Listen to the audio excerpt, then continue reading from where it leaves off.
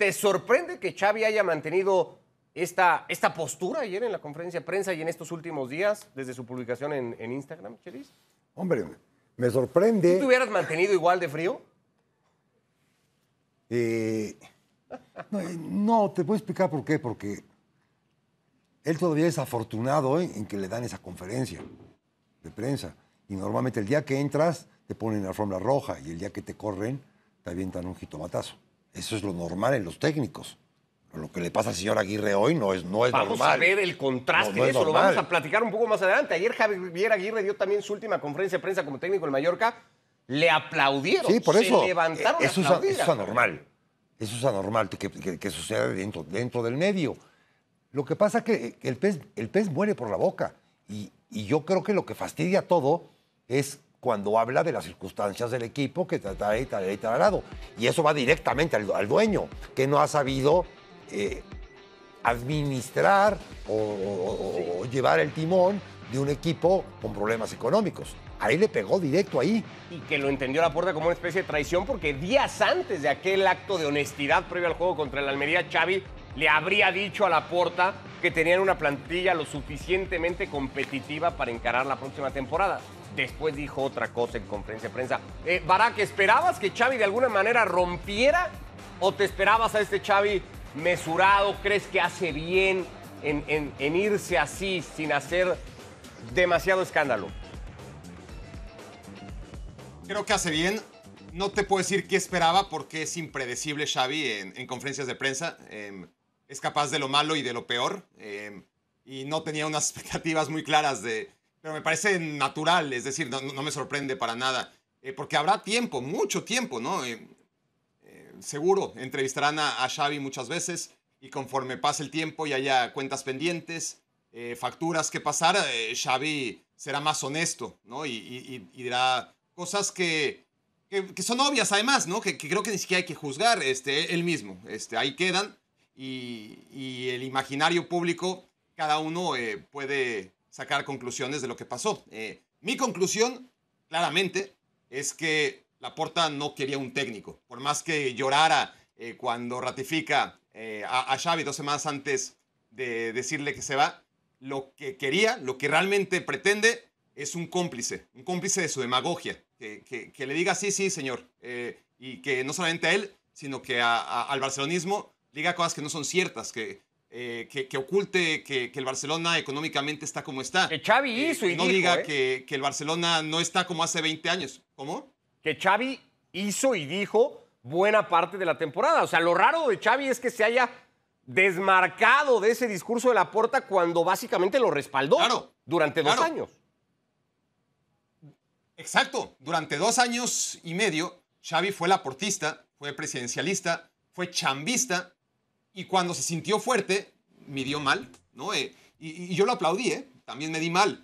Creo que Laporta ha ido creciendo como un ser autoritario, pero hasta los máximos detractores de Laporta como yo, creo que subestimamos esa capacidad de tirano, ¿no? Esa transformación que ha vivido en el día a día, que lo ha convertido en eso, ¿no? En un tipo totalmente irracional, capaz de tomar este tipo de decisiones, no por el rumbo deportivo del equipo, que eso ya lo discutiremos seguramente en este espacio, ¿no? Pero la decisión claramente no tiene nada que ver con algo deportivo. Si lo hubiera cesado o si le hubiera tomado la palabra porque el Barça no va a ningún lado, podemos discutir. ¿Va a algún lado? No va a ningún lado. ¿Es buen entrenador? No es buen entrenador. Se discute.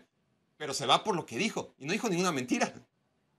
¿Es injusto que se vaya al final del día, Chelis? ¿Te parece injusto el trato que ha recibido Xavi del Fútbol Club Barcelona o es consecuencia de? No, es consecuencia de. Es el técnico hoy, dado su contrato y dado lo que ha sacado y dado su conocimiento, es el técnico ideal. Pero este señor, el sabor del sapo, el señor Laporta, el sabor del sapo no le gusta. Y había que tragarse ese sapo. Ahora, quién sabe si después de ese sapo vendrían 15 más. Y no quiso más.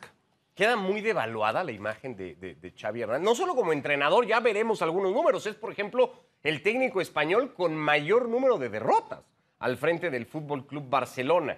No de toda la historia, pero sí cuando menos español. No solo a nivel deportivo, sino esta imagen poco de credibilidad, de discurso. Xavi está muy asociado a las excusas que se le atribuyen, hombre, puso muchas habrá veces. que esperar qué equipo tenga, porque también su carrera no es una carrera muy rica en cuanto a equipos No. y en cuanto a experiencia. Entonces, veamos a dónde va a caer, qué cantera va a tener, qué jugadores va. Y entonces vas a empezar, se va a formar el nuevo Xavi, se va a empezar a formar con otro tipo de medios y otro tipo de conocimientos y con la exigencia de que no eres el exjugador, no eres el ex de la cantera, no eres el ex de los presidentes, eres uno que estamos contratando. Ahí va a empezar a agarrar experiencia y va a empezar a saber cuándo hablar y cuándo no. Barak.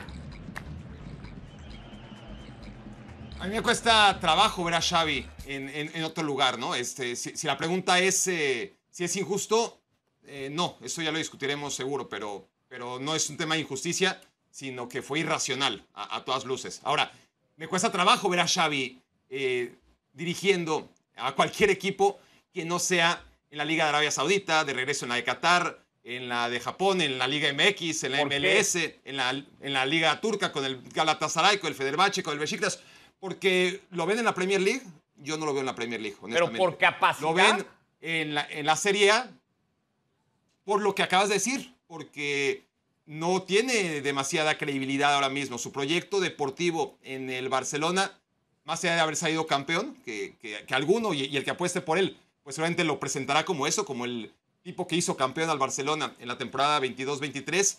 Me cuesta mucho trabajo pensar en un equipo que contienda a cuartos de final de Champions League, ¿no? De cualquier país, ¿no? De la Serie A, de la Liga Francesa, de la Alemana, de la Italiana, un equipo que aspira a pasar la fase de grupos, que ya no va a existir, por cierto, a partir de esta temporada, pero que esté ahí, ¿no? Tratando de meterse a octavos de final, cuartos de final. Ese tipo de proyectos me cuesta trabajo. ¿Por qué? Por lo que dice Chelis, por lo que apuntas tú.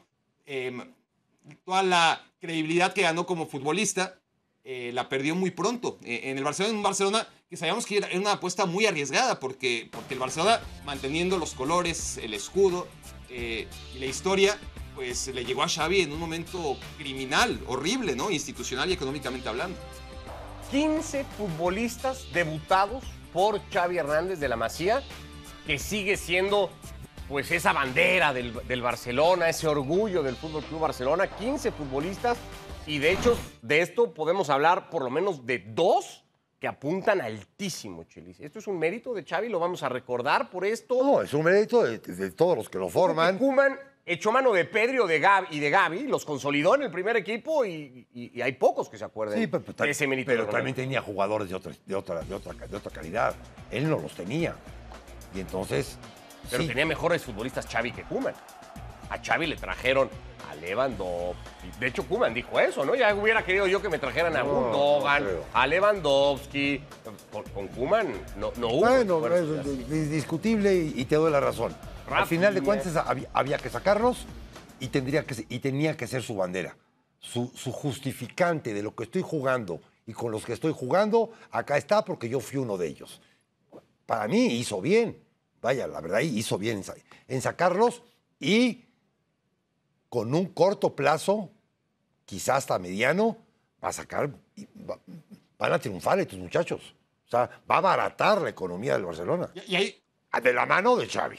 De la mano de otro, agárrate. Barak, ibas a decir. Y además ahí hay un tema que me parece que hay que matizar, Ricardo. Si Koeman apostó por Gavi, por Pedri, por Araujo, en su momento por Mingueza, ¿fue por convicción o por necesidad? Porque no quedaba de otra, porque no había fichajes y porque realmente no había alternativas. ¿Xavi lo hizo por convicción o por necesidad? Claro que hay lesiones que en todos los equipos del mundo fomentan debuts, pero me parece a mí que hay una gran diferencia en mi lectura de los debuts de Koeman y los debuts de Xavi, que uno estaba convencido de ello y al otro no le quedaba de otra. Sí, claro. Aunque no sé si con el paso de los años quedará esta especie de legado, de mérito, y se tendrá que recordar a Xavi como el tipo que puso en los reflectores a Lamine Yamal, a Cubarsí, a Fermín de alguna manera también. Hay que ver en qué acaban los demás, ¿no? Pero estos 3 son los que están hoy a la cabeza de ese proyecto, Barak. ¿Le va a alcanzar a Xavi con eso como legado? Sí.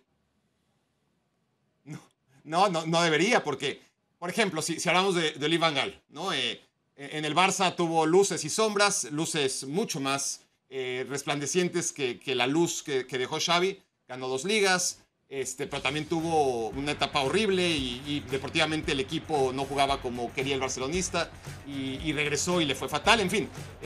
Pero se quedó dentro de todo el legado que deja en el Barça Louis van Gaal, pues con Víctor Valdés, con Iniesta, con Xavi, con Puyol, en sus diferentes etapas, ¿no? En una etapa debutó a Puyol y a Xavi y compañía, en la otra a Víctor Valdés, Iniesta y compañía, y eso dejó. Mira de qué nombre estoy hablando, pero además Louis van Gaal no vive de eso, es decir, cuando hablas del legado de Louis van Gaal, con todas sus luces y sus sombras, pues quizás ese de los debuts del Barcelona queda en un apartado muy por debajo de las 10 primeras cosas que tienen a la cabeza cuando hablas de Van Gaal, ¿no? Y sí, Xavi está, por ejemplo, a décadas de eso.